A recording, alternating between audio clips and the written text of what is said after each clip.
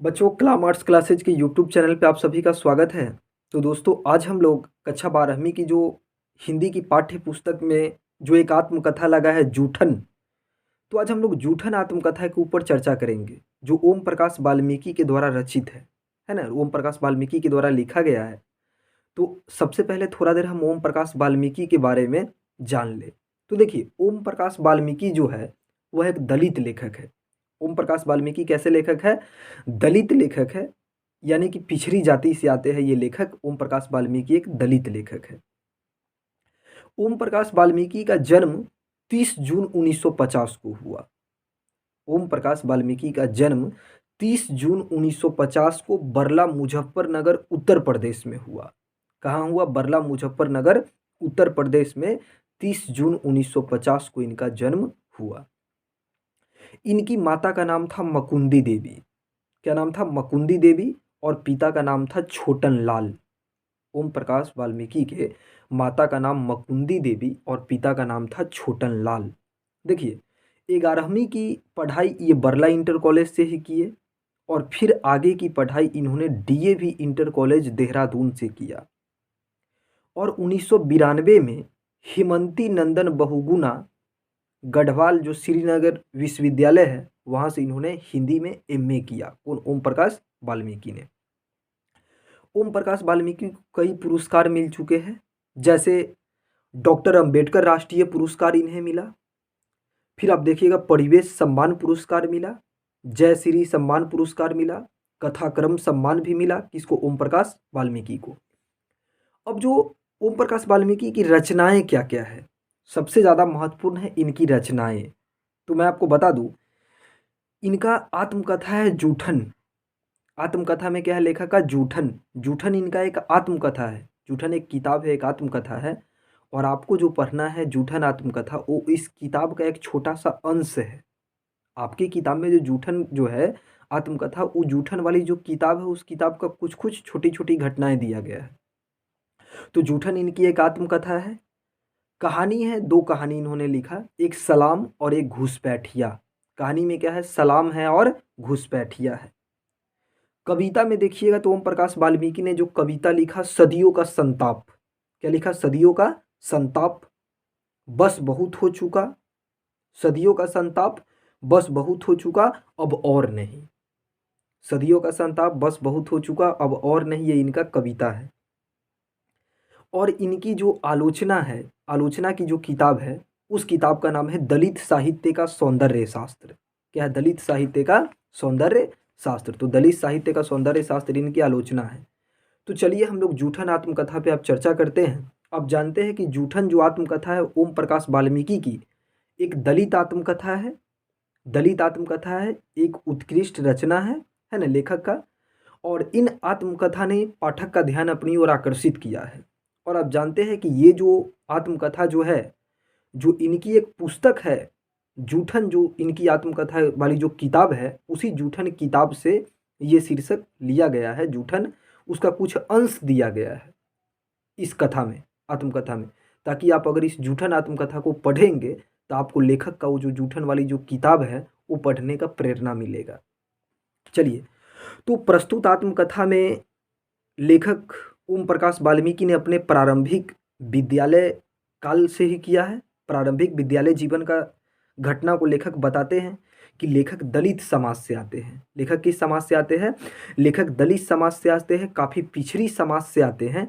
इसीलिए जब लेखक पहला दिन ही विद्यालय जाते हैं, स्कूल जाते हैं, तो लेखक के साथ स्कूल का जो हेड मास्टर होता है कलीराम, या स्कूल का जो अन्य मास्टर होता है या हेड मास्टर होता है, वह लेखक के साथ बुरा व्यवहार करता है।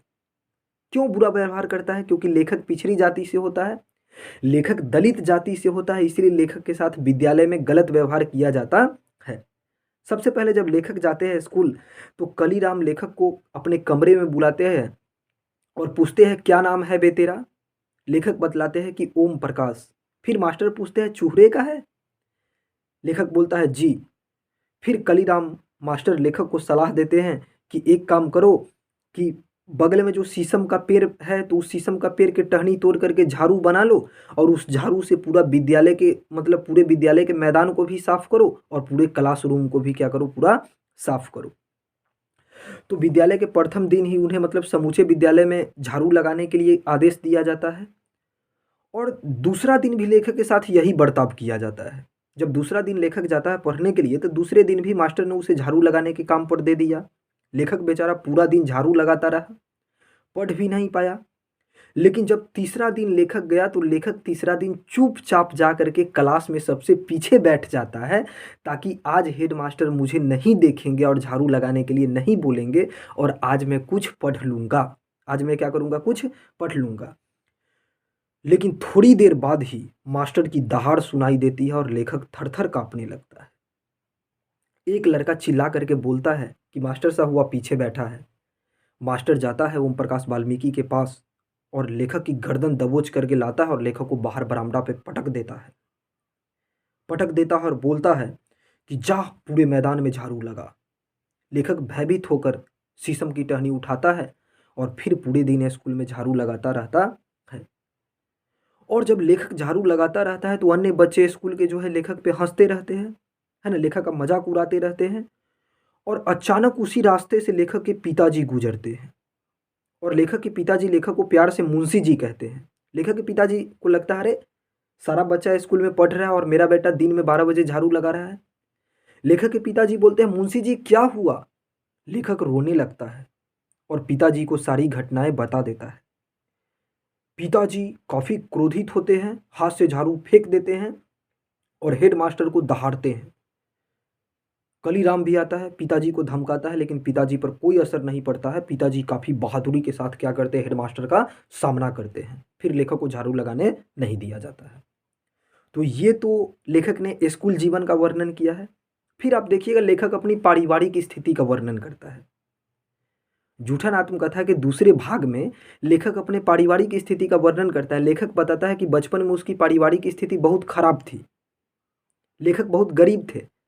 लेखक की माँ, लेखक के बहन, लेखक के भाभी, लेखक के भाई ये त्यागियों के घर पे काम करते थे। त्यागी यानी कि जो अमीर वर्ग के लोग थे उनके घर पे काम करते थे। उनके जानवर को, मवेशी को खिलाना पिलाना, है ना, उनके घर के सफाई करना, बर्तन मांजना, यही सब लेखक के घर का काम था। लेखक की माँ जो है जो लगभग 10 त्यागियों के घर पे काम करती थी, सफाई का काम करती थी। उनके भाई भी यही काम करते थे, है ना। और काम करने के बदले में 2 जानवर के पीछे इनको 5 सेर अनाज दिया जाता था। काम करने के बदले में 2 जानवर के पीछे क्या दिया जाता था, 5 सेर अनाज मिलता था और वो भी साल में 1 बार मिलता था। साल में कितना बार मिलता था, 1 बार। यानी कि कुल मिलाकर के कहा जाए तो मैं आपको बता दूं कि 10 मवेशी के पीछे 25 सेर अनाज मिलता था साल में 1 बार। और घर में जो बच जाता था जूठन खाना, जो लेखक को जूठन खाना खाने के लिए दिया जाता था, यानी कि जो मजदूर थे लेखक उनको। और शादी ब्याह के मौके पर जो मेहमान सब जो आते थे वह मेहमान सब खा लेते थे और उनके पत्ता में जो कुछ जूठा बच जाता था, जो पूड़ी कचौड़ी जो भी बच जाता था, तो लेखक क्या करते थे, लेखक और लेखक के परिवार वो पूरा जूठा को अपने घर पे ले आते थे और पूरे जूठे को घर पे ला करके उसको सुखाते थे धूप में। और उसको धूप में सुखा करके और बाद में क्या करते थे, उसी को मतलब बरसात के मौसम में या उबाल करके उसको नमक मिर्च डाल करके खाते थे। तो जो जूठन बच जाता था उसको भी लेखक क्या करते थे, अपने परिवार के साथ मिल करके उसको खाते थे।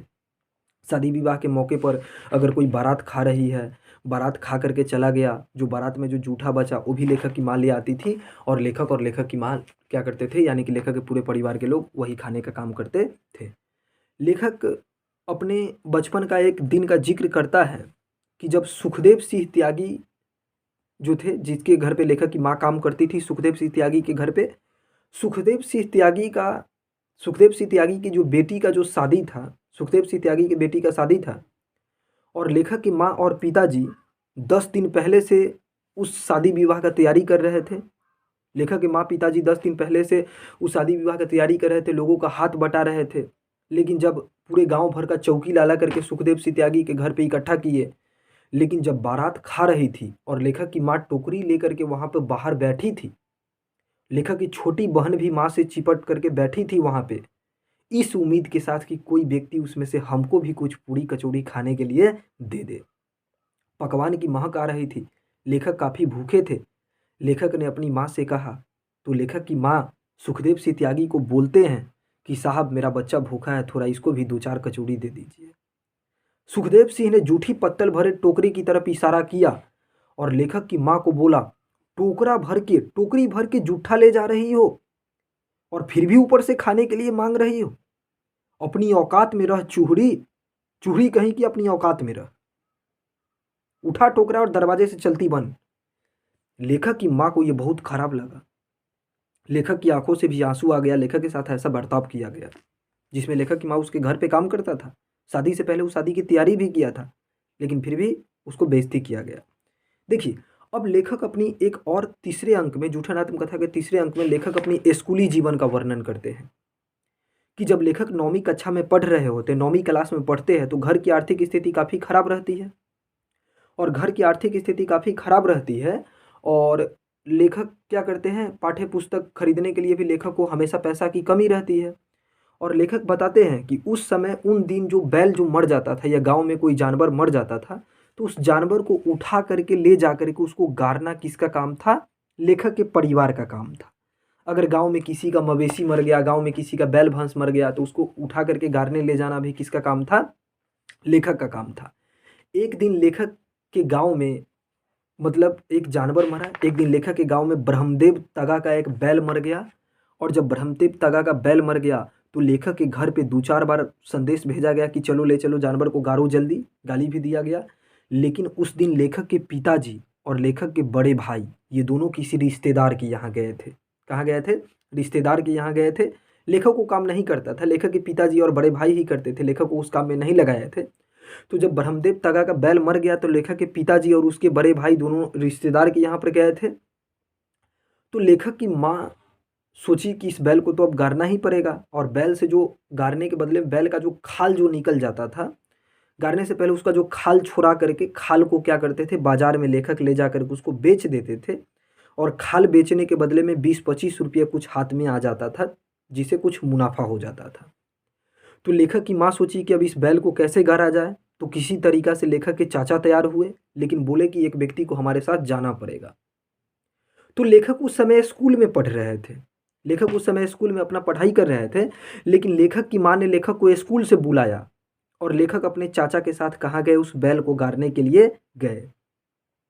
मरे हुए पशु का जब खाल चाचा निकाल रहे थे, मरे हुए बैल का जब खाल चाचा द्वारा निकाला जा रहा था, तो चाचा ने जब खाल उतारना शुरू किया तो चाचा लेखक को बोला कि तुम भी चाकू लो और तुम भी क्या करो, इस खाल को उतारो। छुरी पकड़ते हुए लेखक का हाथ कांप रहा था, लेकिन लेखक ने छुरी पकड़ा और लेखक रो रो करके उस खाल को उतार रहा था। लेखक बोलते हैं कि मानो मेरे अंदर की जो मानवीय जो यातना है वह रो रही थी।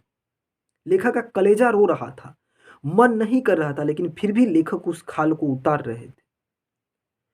चाचा ने खाल उतार करके चादर में बांध दिया, एक गठरी में। काफी ज्यादा बोझ था उसका, बैल के खाल का तो वजन काफी ज्यादा होगा। चाचा ने खाल उतार करके गठरी में बांध दिया और आधा रास्ता तो अपने लाए और आधा रास्ता के बाद गठरी को पटक दिया और लेखक को बोला कि तुम अब सर पे इसको उठा करके ले करके चलो। लेकिन लेखक बोला कि चाचा रास्ता में बस अड्डा आप कम से कम पास कर दीजिए, क्योंकि बगल में मेरा स्कूल है। अगर मैं खाल लेकर के जाऊंगा तो मेरे अगर स्कूल के कोई भी दोस्त अगर देख ले तो मेरा मजाक उड़ाएंगे स्कूल में, बोलेंगे कि चमरवा है या जो है खाल उठा करके ले जा रहा है। लेकिन चाचा लेखक की बात को नहीं माने।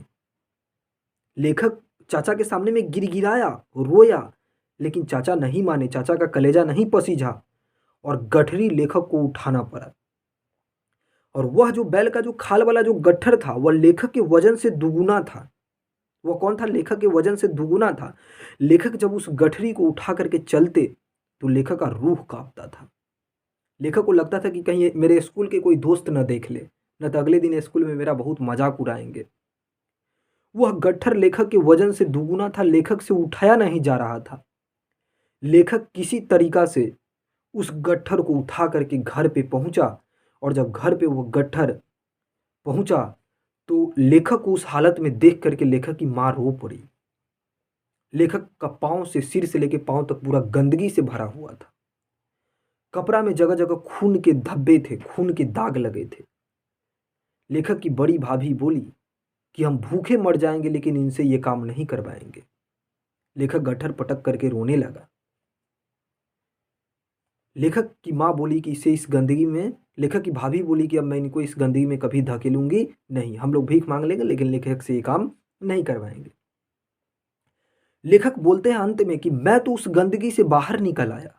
लेखक को सरकारी नौकरी में है। लेखक दलित होकर के भी पढ़ लिख करके काफी ऊंचे पद पे पाए। लेखक बोलते हैं कि मैं तो उस गंदगी से बाहर निकल आया, लेकिन लाखों लोग ऐसे हैं या लाखों दलित लोग ऐसे हैं जो अभी भी उस घिनौनी जिंदगी को जी रहे हैं। लाखों दलित लोग ऐसे हैं जो अभी भी उस घिनौनी जिंदगी को जी रहे हैं। तो इसी के साथ ही आत्मकथा समाप्त हो गया और मुझे लगता है कि मैंने आपको काफ़ी बेहतर तरीक़ा से समझाया और आपको समझ भी आया होगा और आप आराम से परीक्षा में लिख सकते हैं, इन प्रश्नों का उत्तर दे सकते हैं। दोस्तों, मेरे इस चैनल पे मैं अच्छे स्टूडेंट की तलाश रहती है मुझे, जो चीज़ों को रटे नहीं बल्कि समझे, और मैंने इस चैनल को इसी उद्देश्य से बनाया भी था। यहाँ पे आपको इंटर का ही नहीं, केवल इंटर की पूरी हिंदी मिल जाएगी, अलग-अलग विषय, मैं बीए का भी पढ़ाता हूँ। मेरे चैनल पे बीए के बहुत सारे कंटेंट हैं। इंटर के बाद आपको करना क्या है, बीए के बाद क्या करना है, बीए में कौन-सी सब्जेक्ट लेना है, मैं सारी चीज़ों को आपको गाइडलाइन करता रहता हूँ। तो आप इन चैनल को ज़्यादा से ज़्यादा लोगों के सामने पहुँचाएँ और इससे लाभान्वित हों। जी धन्यवाद। अच्छा से मन लगा के पढ़ें, क्योंकि सेल्फ स्टडी दुनिया की सबसे बड़ी ताकत है।